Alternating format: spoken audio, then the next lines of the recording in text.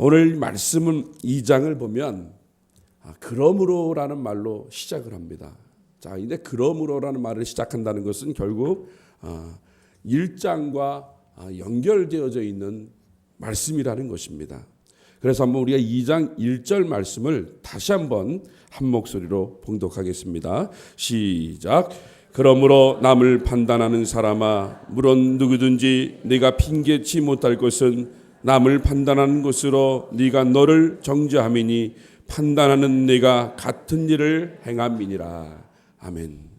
오늘 말씀을 보니까 판단한다고 이야기를 합니다. 그런데 누구를 판단하냐 하면 1장 18절에서 32절 말씀까지 보면 거기에 온갖 죄악이 기록되어져 있습니다.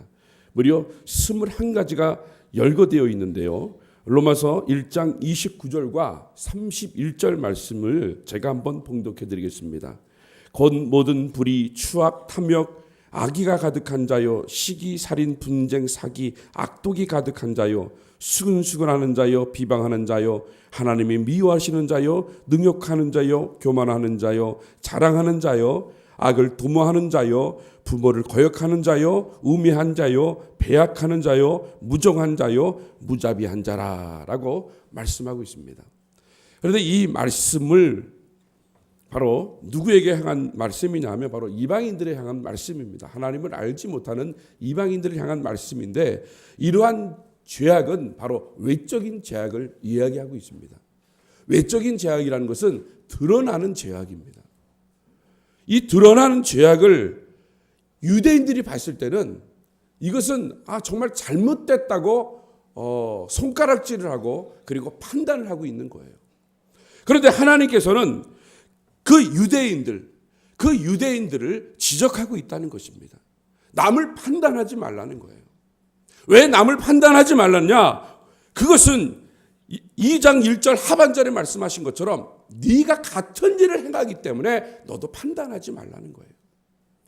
유대인들이 입장에서 봤을 때는 이방인들의 모습은 드러나는 모습이기 때문에 누구든지 그 사람 입 속에서 떠들 수 있는 말인 거예요. 우리도 우리 주위에 있는 사람들을 바라보면서 우리가 손가락질할 때가 있잖아요. 판단할 때가 있잖아요. 저 사람 참 불친절하다. 저 사람은 참 옛못된 성격을 가지고 있다. 왜? 드러나니까요. 지금 유대인들이 그 드러나는 죄악을 이야기하고 있는 거예요. 그런데 우리 주님께서는요, 야고보서 4장 11절과 12절에 뭐라고 말씀하셨냐면요, 우리 한 목소리로 봉독하도록 하겠습니다. 야고보서 4장 11절과 12절 우리 화면에 띄우는 걸 한번 다 같이 봉독하겠습니다. 다 같이 합니다. 시작. 형제들아, 피차에 비방하지 말라. 형제를 비방하는 자나 형제를 판단하는 자는 곧 율법을 비방하고 율법을 판단하는 것이라. 네가 만일 율법을 판단하면 율법의 준행자가 아니요 재판자라다. 입법자와 재판자는 오직 하나이시니 능히 구원하기도 하시며 멸하기도 하시느니라. 너는 누구간데 이웃을 판단하느냐? 우리 주님께서 이웃을 판단하라고 했습니까? 아니면 하지 말라고 했습니까? 하지 말라고 했어요. 그런데 우리는 이웃을 비방하고 그리고 판단하는 경우가 숙달되어 있어요. 그것은 왜 그러냐면 자기가 의롭다기 때문에 그러는 거예요. 유대인들이 외적으로 드러나는 죄악의 모습을 당담하는 저들을 봤을 때 나는 행동으로 행하지 않았기 때문에 나는 의로운 사람이다. 의로운 사람이기 때문에 나는 다른 사람을 판단해도 된다는 그런 착각에 빠지고 있다는 것이에요. 그러나 우리 주님께서는 절대로 형제들을 비방하거나 판단하지 말라고 말씀하셨어요. 오직 판단하실 분은 누구시라고요? 하나님밖에 없다는 거예요. 하나님께서 판단하신다는 거예요. 그렇기 때문에 유대인들이 죄를 짓고 있는 것은 바로 이웃을 판단하는, 남을 정죄하는 그런 죄악을 오늘 이 말씀 속에서 지적하고 있다는 것입니다.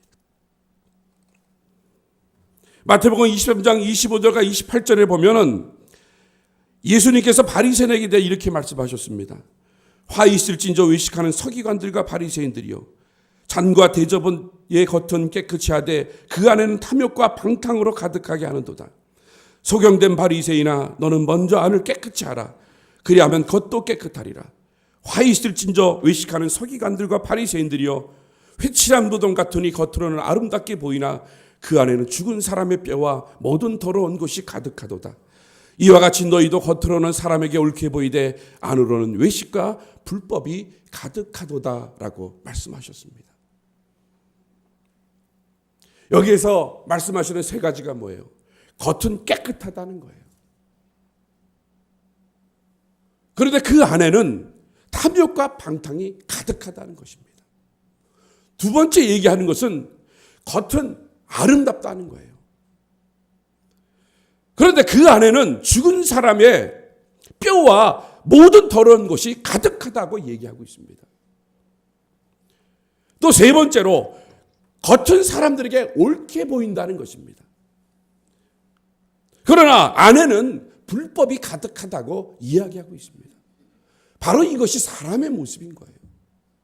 겉모습은 아름답고 겉모습은 화려하고 겉모습은 옳게 보인다 할지라도 그 안에, 그 내면 속에 있는 것들은 모든 사람들이 다 똑같다는 거예요.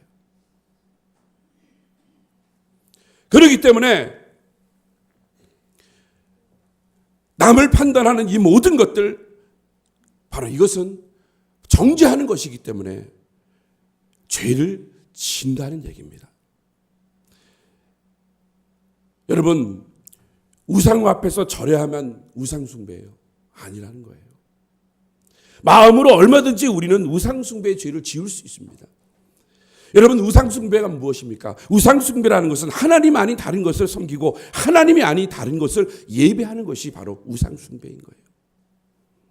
이것을 다르게 표현한다면 하나님이 아닌 다른 것을 사랑하는 것이 바로 우상 숭배입니다. 여러분, 돈 사랑하시죠? 돈 좋아하시죠? 돈 싫어하시는 분 없어요. 저도 돈을 참 좋아합니다. 그런데 하나님보다 더 좋아하지 않는다는 거예요. 그런데 많은 사람들이요, 이 돈을 너무나 사랑해요. 돈이라는 곳에 돈을 번다고 하면 수단과 방법을 가리지 않고 다 벌어요.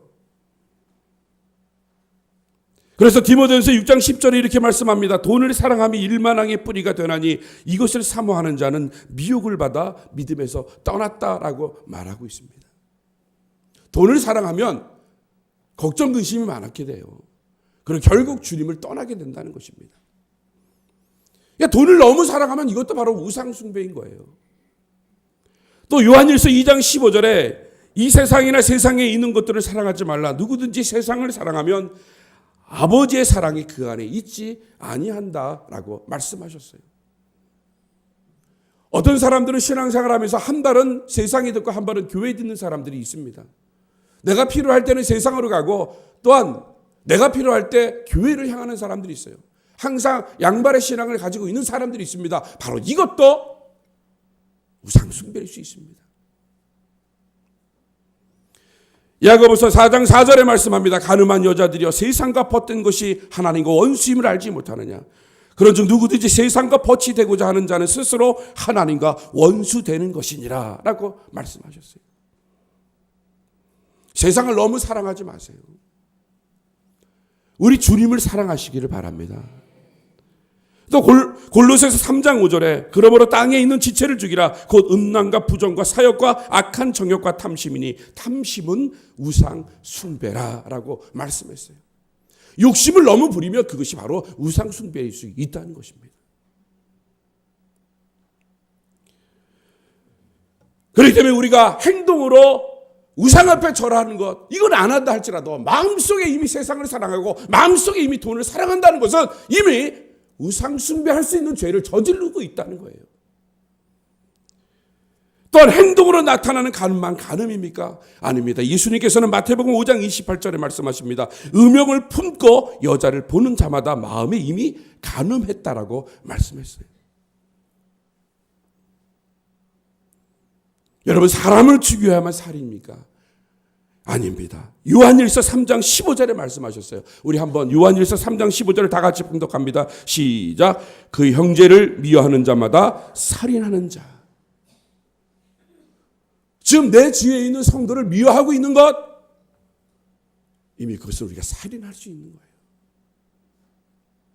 비록 내 마음에 안 들죠. 그러나 그 마음속에 이미 내가 그 사람을 미워하고 있다면 그것은 바로 살인할 수 있다는 거예요.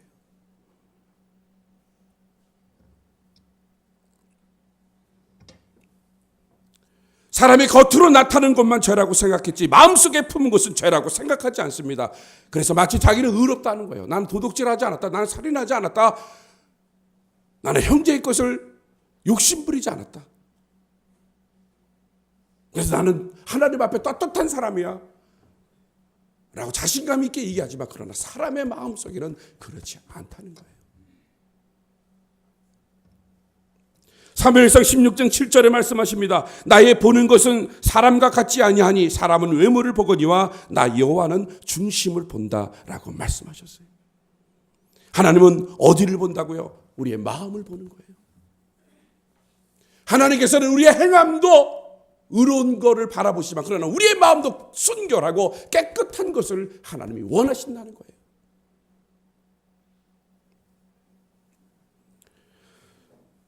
사람은 사람의 속을 몰라요. 사람은 겉으로 드러나는 걸 보고 판단하기 때문입니다. 그러나 하나님은 아신다는 것입니다. 그래서 행위로 죄를 짓는 자들에게만 아니라 마음으로 죄를 짓는 자에게 하나님의 동일한 심판이 있다는 것이에요. 그러므로 마음속에 늘 생각하는 것이 나는 그래도 낫다라는 마음을 버리시기를 바랍니다. 나도 죄인입니다. 하나님, 나는 죄인 중에 괴수입니다. 이 사망의 것에서 나를 어떻게 해방할 수 있느냐? 그러면서 늘 주님 앞에 매달릴 수 있는 사람이 되어야 되고 내 가슴을 치면서 내 안에 있는 이 속사람의 잘못된 것을 가슴을 치며 회개할 때 하나님이 기뻐하시는 것이지. 사람이 보이려고 사람에게 보이려고 올바로 하는 행동, 겉으로만 하는 행동, 이것은 하나님이 바라지 않는다는 것이에요. 전도를 하다 보면 이런 사람들을 만나게 됩니다. 자신은 죄를 짓지 않고 의롭게 살고 있다고 얘기합니다. 그래서 내가 사는 모습을 보라는 거예요. 자신도 건강하고 가족들도 건강하고 물질적으로도 풍요롭고 하는 일도 잘 되고 이렇게 주변 사람에게 칭찬받고 인정받고 부러움을 받으면서 사는 모습을 보라는 거예요. 예수 믿는 사람들보다 내가 더 잘 살고 있지 않느냐는 것입니다. 예수 믿는 사람들보다 내가 더 인정받고 있지 않느냐는 것입니다. 그리고 실제로 그 사람들 중에요. 예수 믿는 사람들보다 예의도 있고 행실도 좋고 도덕적으로 바른 경우가 있습니다. 그래서 자신은 죄인이 아니라고 주장합니다. 하나님을 믿지 않아도 이렇게 잘 사는데 내가 왜 하나님을 믿느냐 하는 사람들이 있어요. 그런데 오늘 본문에는요, 그런 사람들을 향해 이렇게 말씀하고 있습니다. 로마서 2장 4절 말씀입니다. 우리 다 같이 봉독하도록 하겠습니다. 시작. 혹 내가 하나님의 인자하심이 너를 인도하여 회개케 하심을 알지 못하여 그의 인자하심과 용납하심과 길이 참으심이 풍성함을 멸시하시느뇨. 여러분, 이 말씀은요, 죄가 없어서 하나님이 가만히 계시지 않는다는 거예요. 여러분, 하나님은 인자하신 분입니다. 에스겔서 18장 23절에 이렇게 말씀하십니다. 나 주여가 말하노라. 내가 어찌 악인이 죽는 것을 조금인들 기뻐하랴.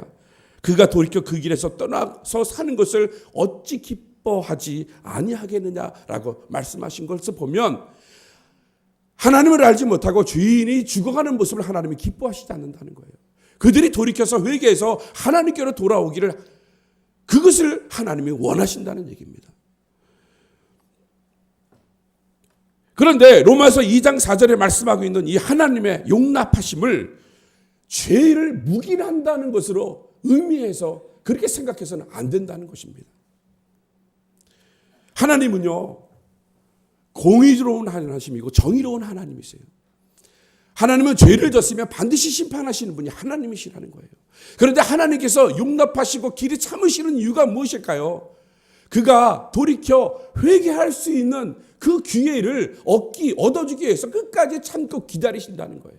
그래서 이것을 쉽게 얘기하면요, 이것을 마치 휴전이라고 얘기할 수가 있어요. 지금 우리 한국과 북한이 지금 이미 전쟁이 끝난 상태가 아니잖아요. 어떤 상태입니까? 휴전 상태예요. 그런데 이 휴전 상태에서 대한민국은 지금 잘 먹고 잘 살고 있습니다. 결혼도 하고 자식도 낳고 아주 잘 살고 있어요. 그런데 만약에 휴전이 깨져버리고 전쟁이 일어난다고 하면 그런 행복은 다 앗아가 버린다는 얘기입니다. 마찬가지로 하나님께서는 지금 휴전하고 계시는 거예요. 왜 휴전하고 계십니까? 우리가 빨리 깨달아서 주님께 회개하고 돌이켜 돌아오기를 기다리고 계신다는 거예요. 그런데 만약에 그 사람이 끝까지 기다리고 계시는데도 돌아오지 않는다고 하면 휴전이 끝나서 하나님이 한 방에 보내신다는 거예요.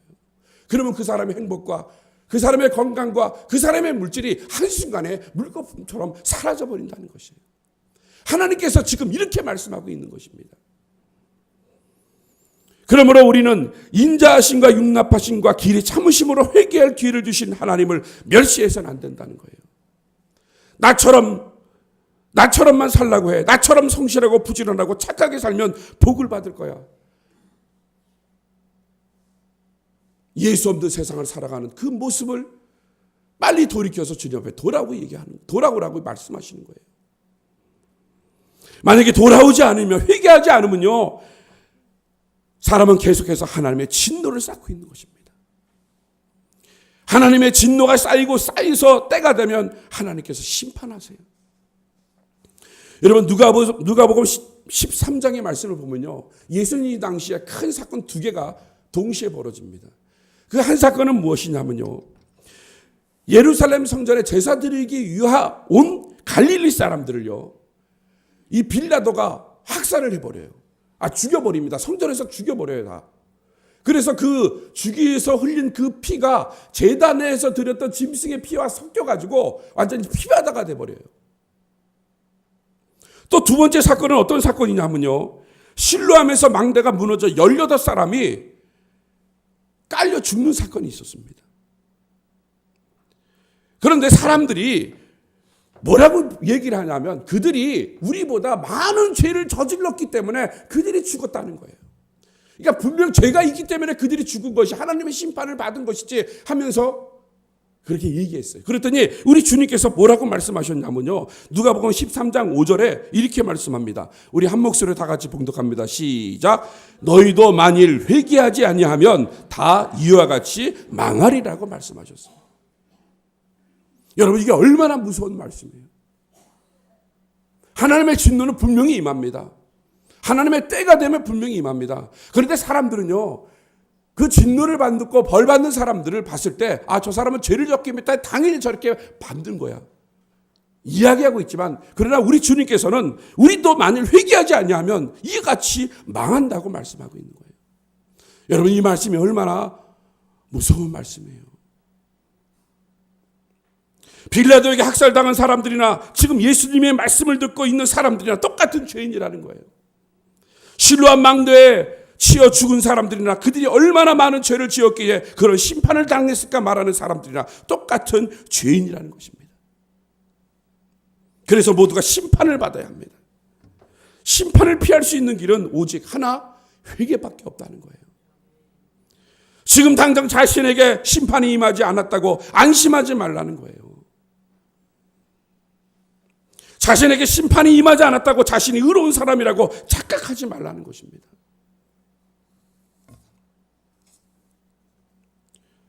그런데 그런 사람들이요, 고집을 부리고 있습니다.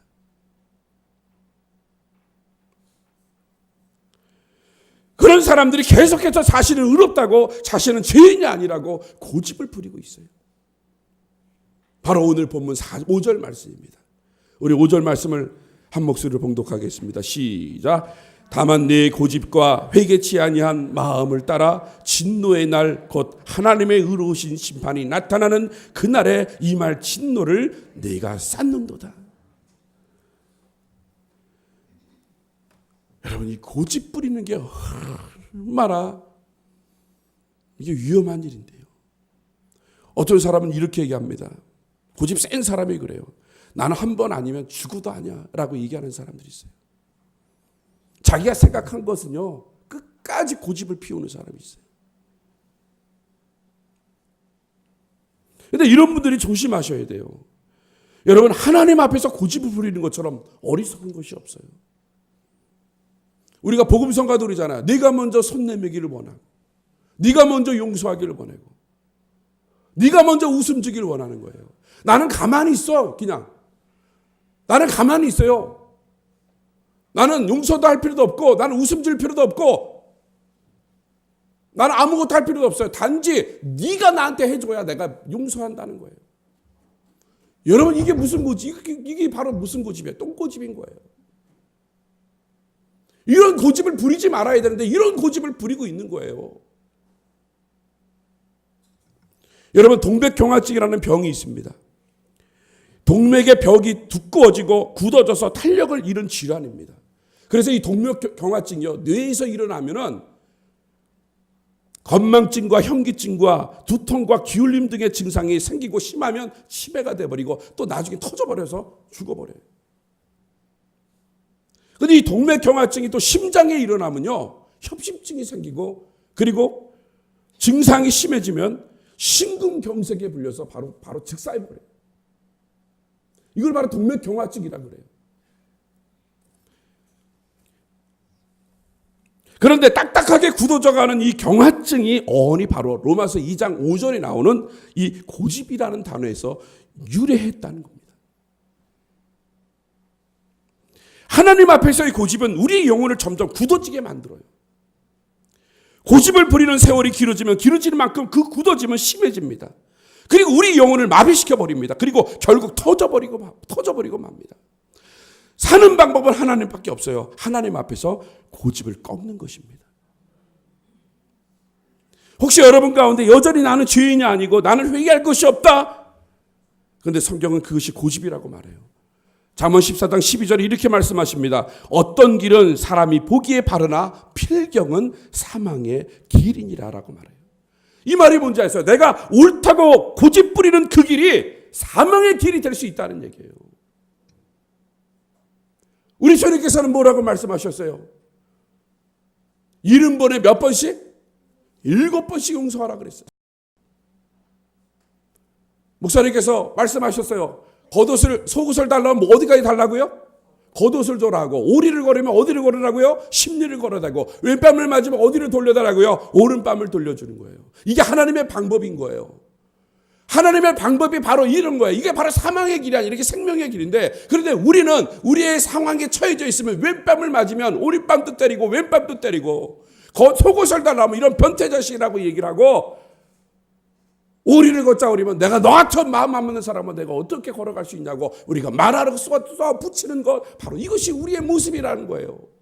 그런데 하나님께서 이것을 내려놓으라고 말씀하셨어요. 왜 그런 고집을 부리냐고 말씀하십니다. 고집 부리지 말라는 거예요. 용서할 수 있으면 과감히 용서하고, 사랑할 수 있으면 과감히 사랑할 수 있는 그런 마음을 좀 가지라는 얘기를 말씀하고 있는 거예요. 바로 이것이 믿음에 있는 사람이라는 거예요. 믿음. 바로 이게 믿음인 거예요. 믿음이 없는 사람이 이렇게 할 수 없지만, 그러나 믿음이 있는 사람이 이렇게 할 수 있는 거예요. 로마서 1장 17절에 말씀하시잖아요. 오직 복음에 하나님의 의가 나타나서 믿음으로 믿음의 얘기를 하니, 오직 의인은 뭘로 산다고요? 믿음으로 사는 거예요. 바로 이게 믿음인 거예요. 이런 믿음이 있어야 우리가 용서하고 살아갈 수 있는데, 그런 믿음이 없기 때문에 용서하지 못하고 남을 정죄하고 남을 판단하고 남의 말하는 것을 너무 쉽게 말하는 그런 모습을 가지고 있다는 거예요.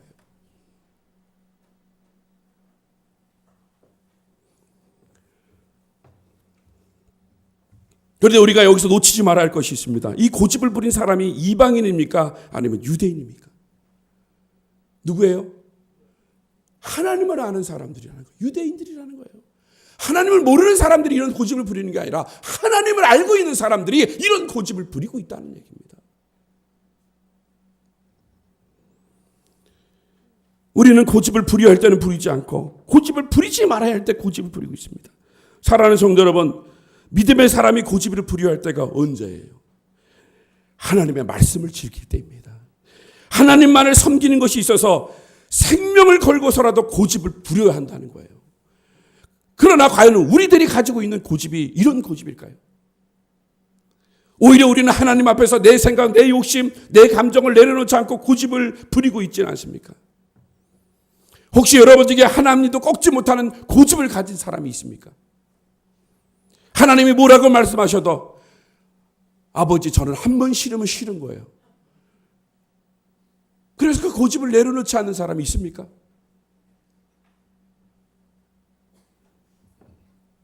너무나 안타까운 일이지만 저는 종종 그런 사람들을 보았습니다. 하나님의 뜻이 무엇인지를 알면서도 자기가 싫으면 죽어도 싫은 사람들을 봤어요. 목사님이 뭐라고 하셔도, 아니 하나님이 뭐라고 하셔도 자신은 절대로 할 수 없다고 말하는 사람이 있다는 거예요. 그 고집 때문에 영혼 경화증이 왔는데도 고집을 부립니다. 그 고집 때문에 영혼이 점점 죽어가고 있는데도 고집을 부립니다. 결국에는 그 영혼이 돌처럼 딱딱하게 굳어져 버리는 거예요. 바로 고집이 이렇게 무서운 거예요. 여러분, 예수님이 정말 내 삶의 주인이라면요, 우리는 고집을 내려놓으시기를 바랍니다. 여러분, 말씀을 마치도록 하겠습니다. 마태복음 7장 21절과 23절입니다. 우리 다 같이 한 목소리로 봉독하겠습니다. 시작. 나더러 주여 주여 하는 자마다 다 천국에 들어갈 것이 아니요 다만 하늘에 계신 내 아버지의 뜻대로 행하는 자라야 들어가리라. 그날에 많은 사람이 나더러 이르되 주여 주여 우리가 주의 이름으로 선지자 노릇하며 주의 이름으로 귀신을 쫓아내며 주의 이름으로 많은 권능을 행하지 아니하였나까 하리니 그때 내가 저희에게 밝히 말하되 내가 너희를 도무지 알지 못하니 불법을 행하는 자들아 내게서 떠나가라 하리라. 여러분, 이 말씀은 이방인들을 향한 경고의 말씀이 아니라 유대인들을 향한 경고의 말씀이에요. 그런데 유대인들을 향한 경고의 말씀이라 할지라도 이것은 바로 하나님을 알고 있는 우리들의 향한 말씀인 거예요.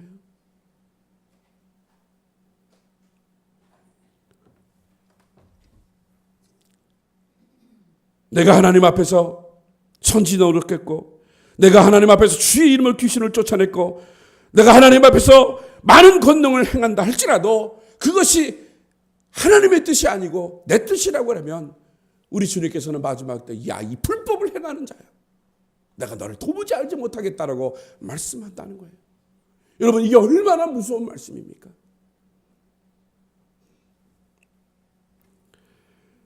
그러므로 사랑하는 성도 여러분, 고집을 부리지 마시고 온전히 하나님의 뜻이 무엇인지를 분별하며 살아가시는 저와 여러분이 되시기를 바랍니다. 고집 부리면 여러분 자신이 손해입니다. 고집 부리면 영혼이 막혀요. 영혼이 막히면 범사가 막히고 몸도 막힙니다. 고집 때문에 모든 것을 잃어버리는 것이에요.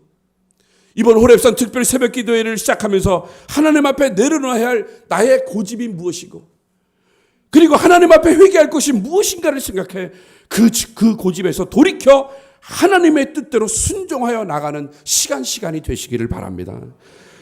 그러면 진정한 평안과 기쁨을 누리며 하나님의 교제가 연속적으로 이루어져 나가는 것을 아마 여러분들이 경험하실 거예요. 그러므로 호렙산 특별 새벽 기도회 때 여러분들의 고집을 십자가 앞에 내려놓고 정말 하나님이 말씀하신 것이 무엇인지를 바로 분별해서 이 특별 새벽 기도를 통해서 하늘문을 열리고 여러분이 소망하는 모든 일이 주 안에서 응답되시는 놀라운 축복이 여러분에게 임하시기를 주님의 이름으로 축복합니다.